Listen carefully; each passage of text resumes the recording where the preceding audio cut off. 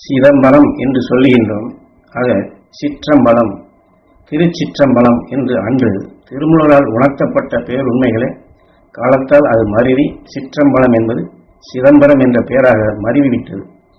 ஆனால் அவர் முதலிலே அரசனாக இருக்கும் பொழுது பதஞ்சலி அறிதல், அழித்தல், காத்தல் என்று இப்படித்தான் வாழ்ந்து வந்தார். அதே சமயத்தில் ஒவ்வொரு நிமிடமும் அரசனாக வாழ்ந்தாலும் பயந்தே வாழ வேண்டியிருக்கிறது.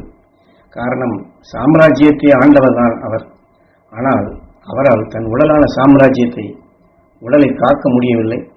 காரணம், கூடு விட்டு கூடு பாயும் பொழுது பெரிதொரு கையில் இந்த உடல் சிக்கிவிட்டது. அந்த உடலை அவர்கள் பொசுக்கிவிட்டார்கள். ஆனால் உடலில் சேர்த்துக்கொண்ட ஆசை நிலையில் பாம்பிற்குள்ளே அவர் புகுந்தார். பாம்பாக பூமியில் நகர்ந்தே யார் யார் எதை செய்கின்றார்கள் என்று பல செயல்களை காண விரும்பிதான் அங்கே சென்றது.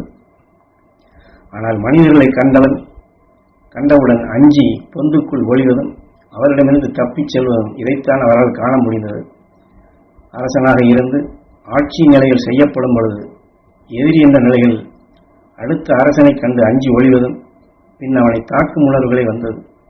எதிரிகள் தன்னை தாக்காது விஷத்தை கொண்டு தீண்டி தன்னை பாதுகாக்கும் நிலைகளே வந்தது என்ற உண்மையை பாம்பின் உடலுக்குள் சென்ற பின்தான் அந்த ஞானமே அவனுக்கு வருகின்றது. தன்னை அறிந்து கொண்ட பின்புதான் தான் செய்த தவறை உணர்கின்றான். அதற்கு பின் ஒரு ஏழ்மையான மாடு மேய்ப்பனுடைய உடலிலே புகுகின்றான். அதை முழுமையாக உணர்கின்றான்.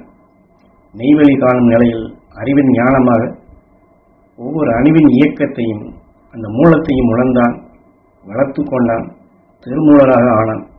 ஆக திருமூலர் என்று சொல்பவர் ஒரு அரசனுடைய உயிரான்மாவன். மாடு மேய்ப்பன் உடலுக்கு வந்த பிற்பாடுதான் உண்மைகளை எல்லாம் அறிகின்றான். நடராஜா, நடராஜா என்றால் நமக்கு தெரியுமா? தெரியாது, உருவம் கிடையாது. ஆனால் நடராஜாவை வைத்திருக்கின்றார்கள். நம் பூமி நிற்காமல் ஓடிக்கொண்டே இருக்கின்றது. அதற்கு பெயர்தான் நடராஜா. இதற்குள் தோன்றிய நிலைகள் கொண்டு நடனங்கள் பல. ஏனென்றால் சுழற்சியின் தன்மை கொண்டு நிற்காமல் ஓடுகின்றது. அதே சமயத்தில் அது மோதும் நிலைகள் கொண்டது. அதாவது பல வழிகளில் இருந்து தான் எடுத்து தான் சுவாசித்து மோதும் நிலைகள் கொண்டது.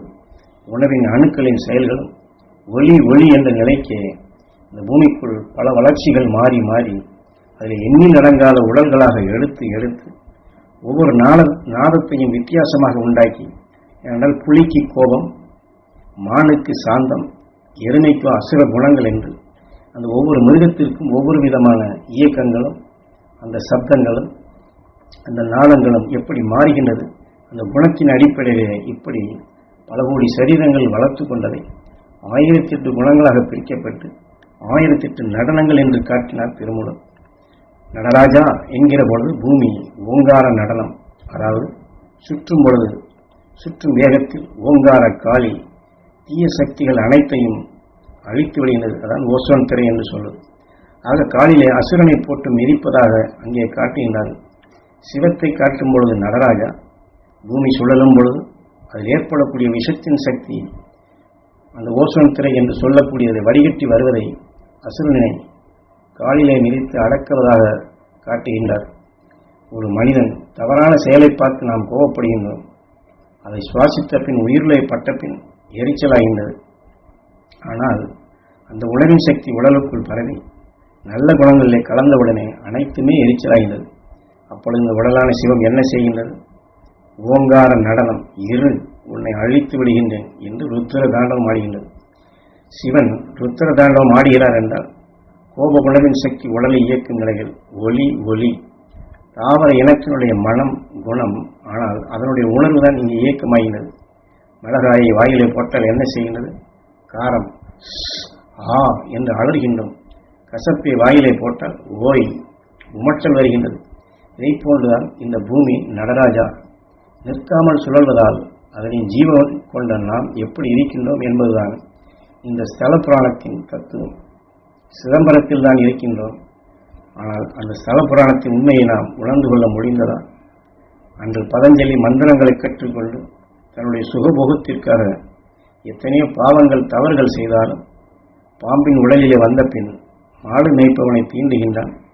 தீண்டி அந்த உடலிலே வந்த பின் அந்த ஏழ்மையான குடும்பத்தில் அவனுடைய மனைவியோடு மகிழ்ச்சியான ஆனந்த நிலைகளை காணுகின்றான்.